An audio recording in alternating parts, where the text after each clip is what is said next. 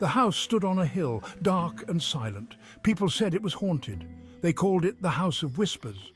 No one dared to go near it, not in the daylight, certainly not at night. Stories spread about the house, stories of strange noises and ghostly figures.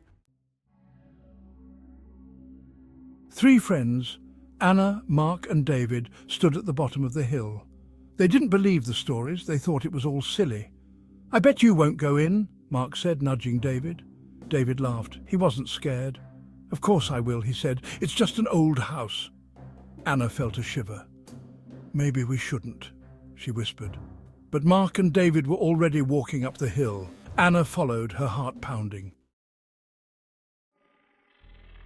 The front door creaked open, dust filled the air. The house was dark and cold. They stepped inside, silence. Then a noise. A floorboard creaked upstairs. "Hello?"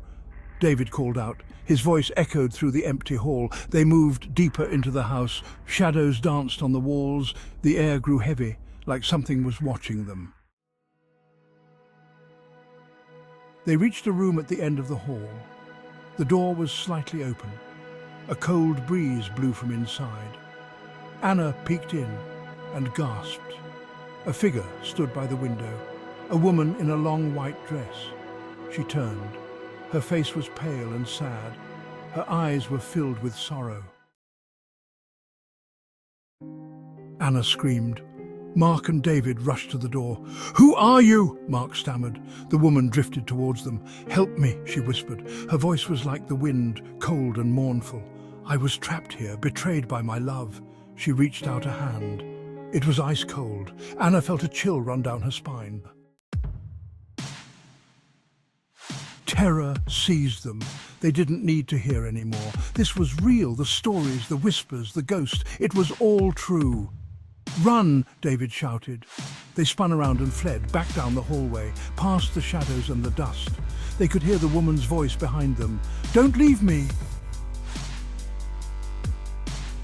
They reached the front door, but it wouldn't open. It was jammed. They rattled the handle, pounded on the wood. Nothing.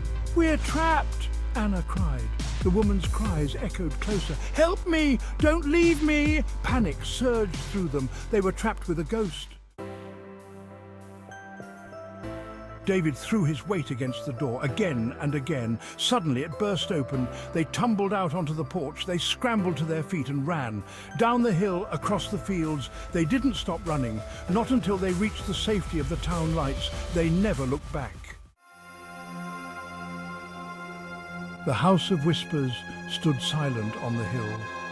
The friends never spoke of that night again, but they could never forget.